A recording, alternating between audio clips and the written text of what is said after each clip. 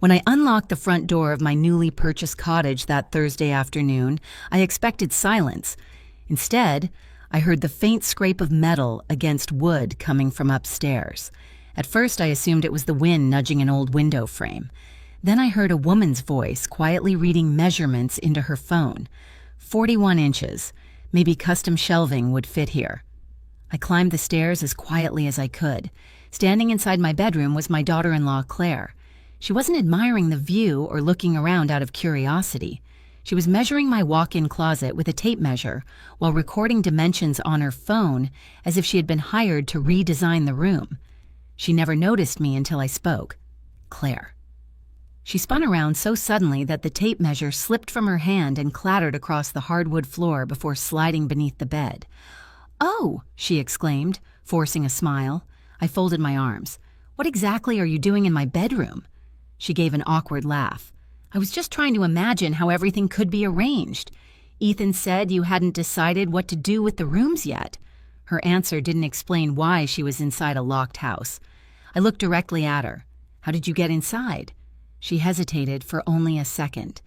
"Ethan has a key." The words hit harder than I expected. My son Ethan did not have a key. Neither did my younger sister. Neither did my closest friend. In fact, only one key existed, and it usually stayed inside the zippered compartment of my handbag. I kept my voice calm. "I never gave Ethan one." Claire looked down before answering. "He copied it from your purse a few weeks ago." For several long seconds, neither of us spoke. A month earlier, I had visited Ethan and his family for Sunday dinner.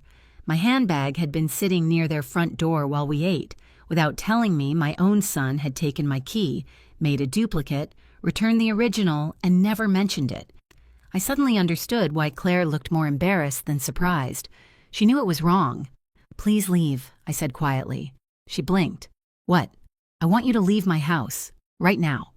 She stared at me, hoping I might change my mind. I didn't. After collecting her phone and retrieving the tape measure, she walked downstairs without another word. The front door closed behind her. Only then did I finally breathe. To understand why that moment hurt so deeply, you need to know who I am. My name is Margaret Lawson. I'm 64 years old and spent 32 years teaching English at a public middle school. I loved my students, even on the difficult days, and after retiring, I promised myself something I had postponed for decades. I would finally buy a home chosen only for me. Not for school districts, not because it shortened someone's commute, not because it fit a growing family. Just for me. After my husband passed away 6 years earlier, I stayed in our old family house longer than necessary because every room carried memories. His favorite chair still faced the living room window. The garage still held shelves he had built with his own hands. Even the faded curtains reminded me of happier years. But eventually memories became heavier than comfort.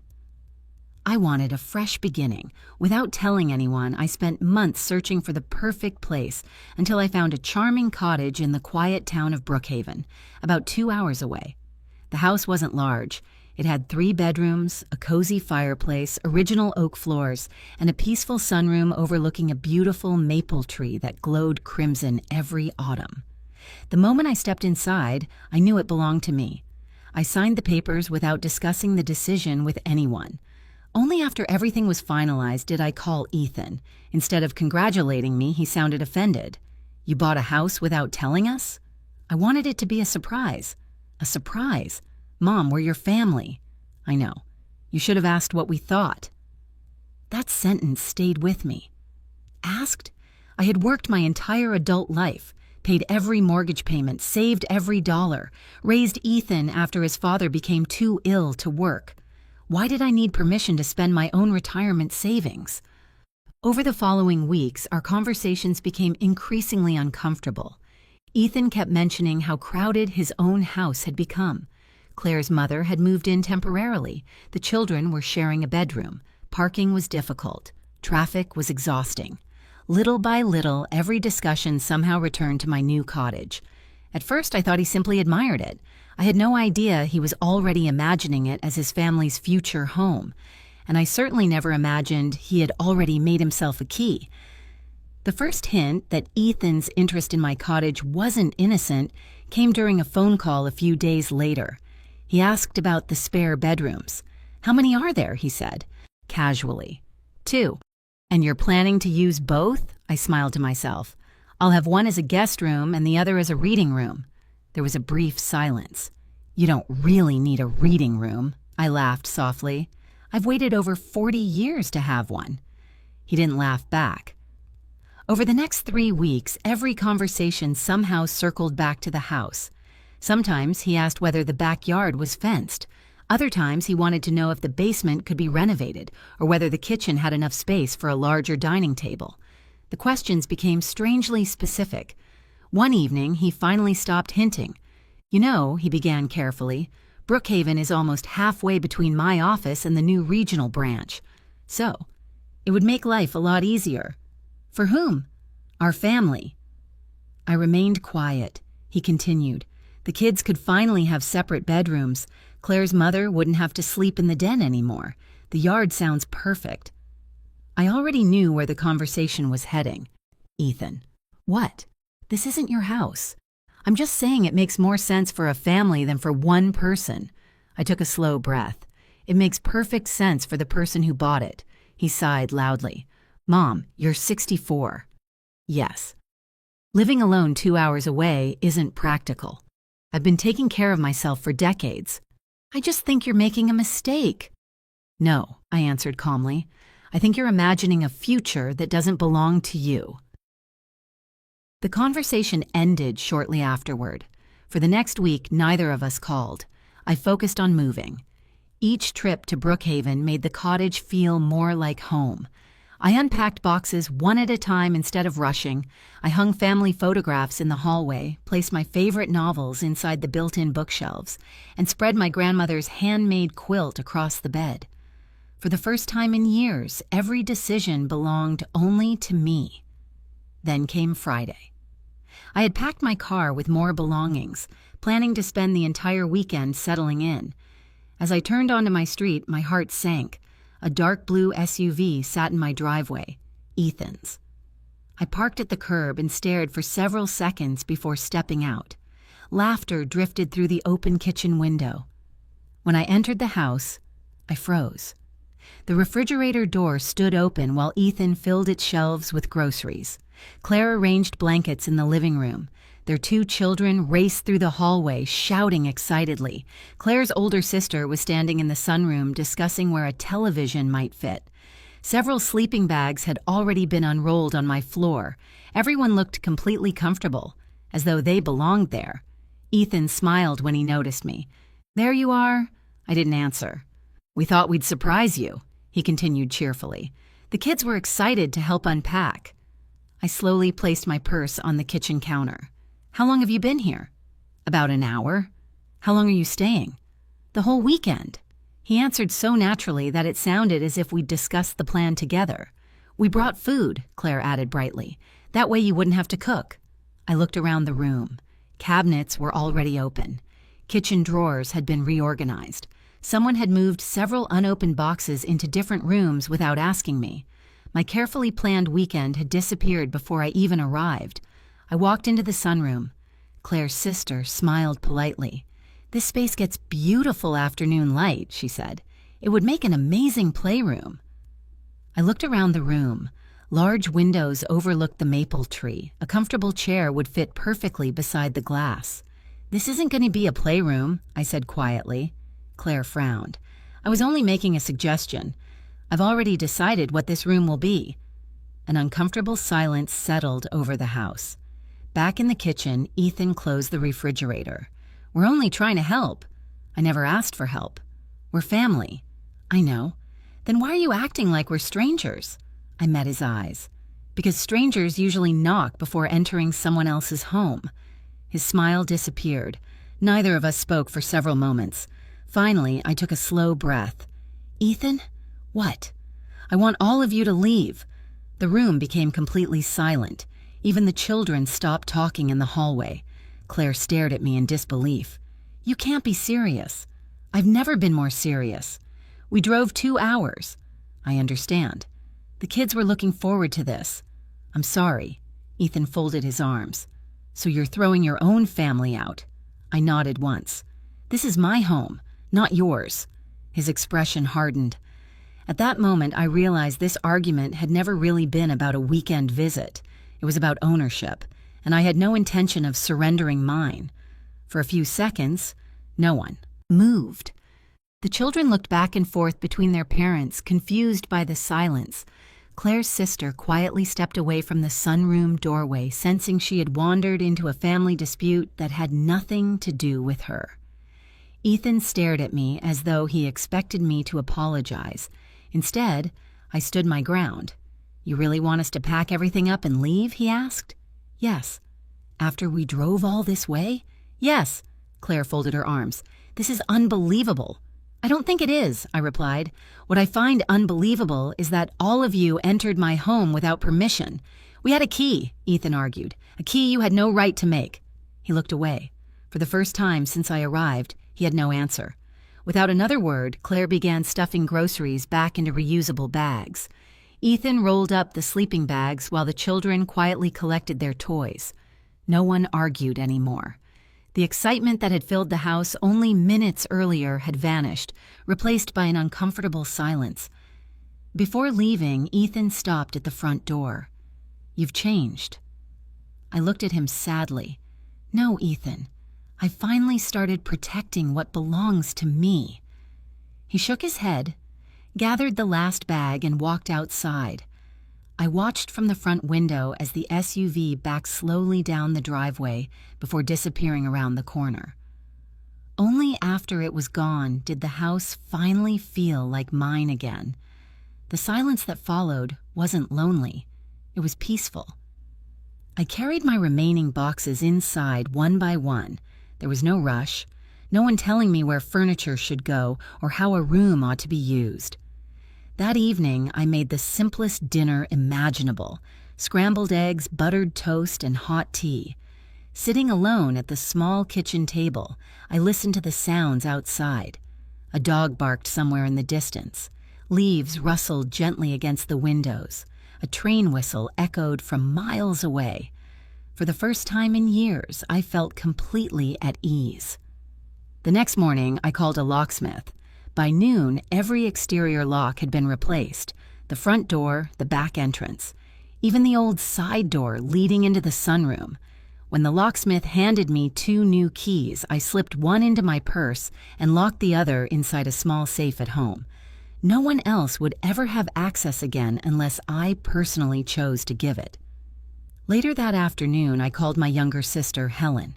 She listened quietly as I explained everything, from the copied key to finding Claire measuring my closet, and finally, the surprise family weekend. When I finished, she sighed. I wondered if something like this might happen. You did? I've noticed how often Ethan talks about your cottage. It stopped sounding like admiration weeks ago. I leaned back in my chair. I don't understand where this came from. Helen's voice softened. You've always helped him, Maggie. She was right. Over the years, I had paid the deposit on Ethan's first apartment when he couldn't afford it. I had co-signed his first car loan. When he and Claire bought their house, I quietly contributed $40,000 toward their down payment. I never expected repayment. I never mentioned the money again. Helping my son had always brought me happiness, but somewhere along the way, generosity had slowly become expectation.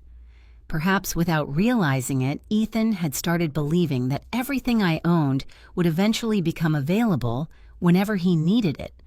My cottage was simply the latest example. Helen interrupted my thoughts. So, what are you going to do now? I've already changed the locks. Good. And I think I need legal advice. There was a brief silence.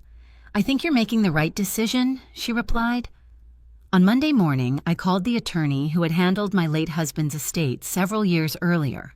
After listening carefully, she didn't sound shocked. In situations like this, she explained, it's important to document everything. Even though he's my son?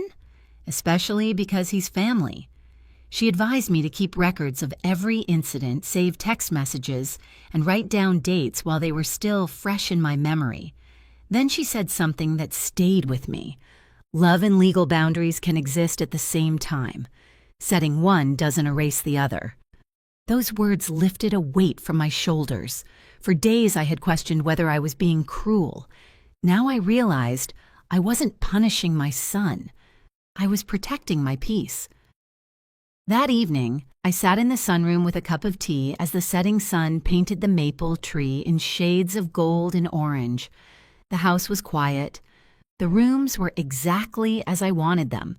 For the first time since buying the cottage, I truly believed I had reclaimed something much greater than a home. I had reclaimed the right to decide how I wanted to live the rest of my life. The following week, my attorney prepared a formal letter addressed to Ethan. It wasn't filled with threats or accusations. Instead, it was clear, respectful, and impossible to misunderstand. The letter explained that my property was private, that no one was permitted to enter without my consent, and that any future unauthorized entry would be treated as trespassing, regardless of family ties. I signed it without hesitation. When it was mailed by certified post, I felt strangely calm. For the first time in weeks, I wasn't reacting to someone else's decisions. I was making my own. 3 days later, my phone rang. Ethan. I answered after the third ring. I got the letter, he said flatly. I assumed you would. You actually hired a lawyer. I asked for legal advice. You embarrassed me. I closed my eyes for a moment. Ethan, you copied my house key without permission. I was only trying to help. You entered my home while I wasn't there. We're family. I know we are. Families don't send legal letters. I spoke quietly. Families also don't secretly duplicate keys and treat someone else's house as their own. Silence filled the line. When he finally spoke again, his voice had lost much of its anger. So, what happens now? Now, I answered. You call before visiting. If I say yes, you're welcome. If I say no, you respect my answer. He didn't respond. A few seconds later, the call ended.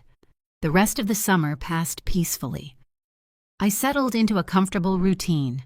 Every Saturday morning, I walked to the farmer's market, carrying a woven basket I had bought from a local artisan. The vendors soon learned my name. The elderly baker always saved a loaf of fresh sourdough for me. The flower seller insisted on adding a few extra daisies to every bouquet. The owner of the little bookstore recommended novels she thought I would enjoy, and before long, we were discussing literature over coffee every other week. For the first time in many years, I was building a life that belonged entirely to me.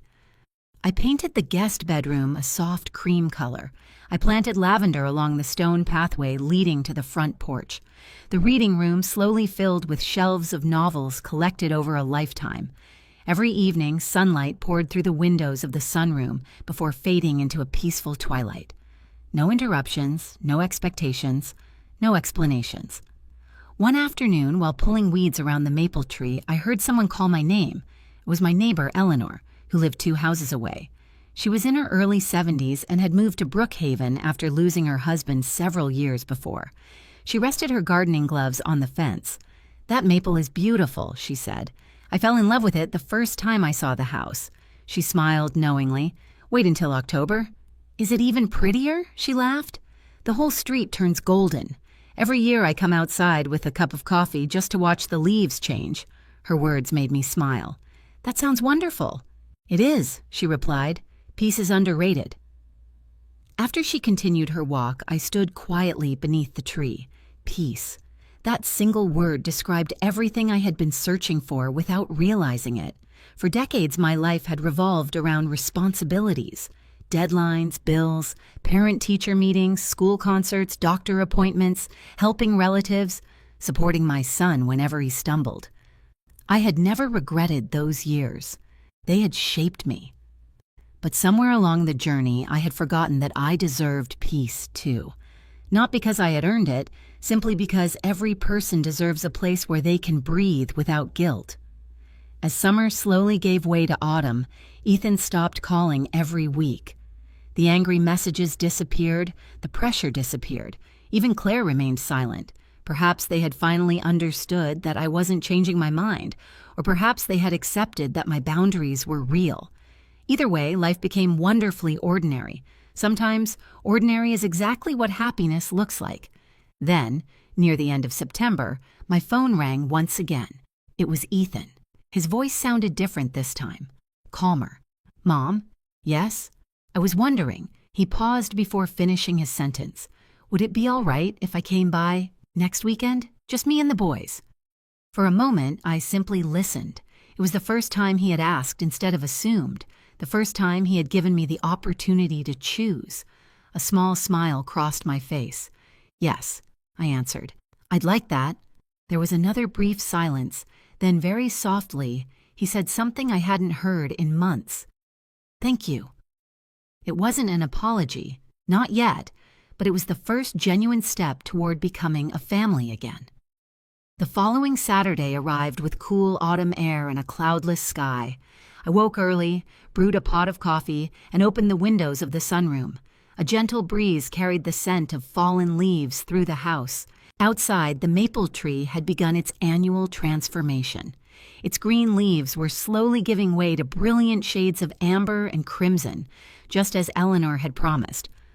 Shortly before noon, I heard a car pull into the driveway. This time it wasn't a surprise.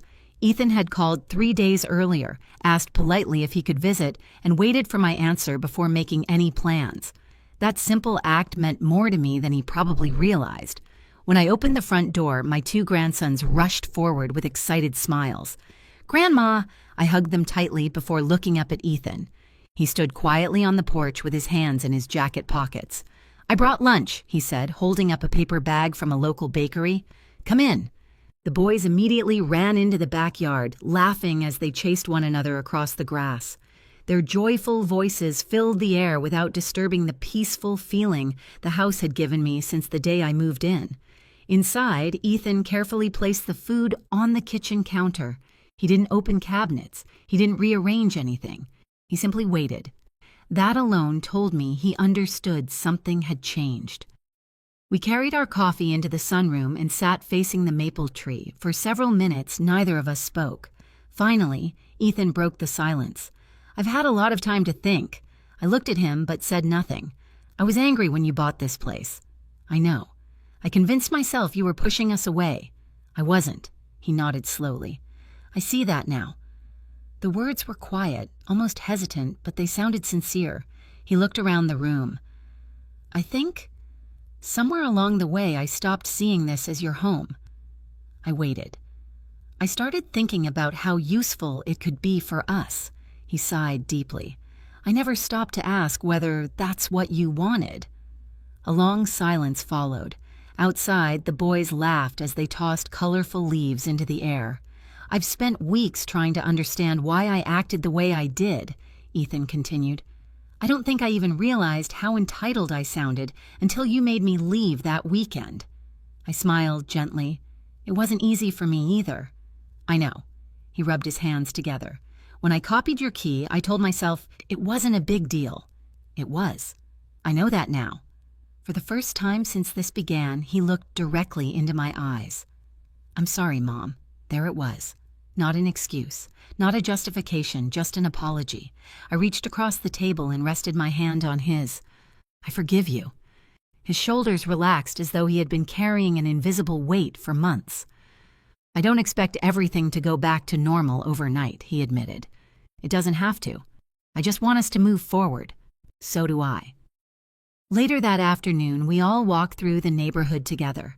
The streets of Brookhaven were lined with glowing autumn trees, and children rode bicycles while neighbors chatted from their front porches. Eleanor waved as we passed.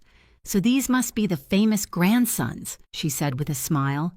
The boys proudly introduced themselves before racing ahead once again.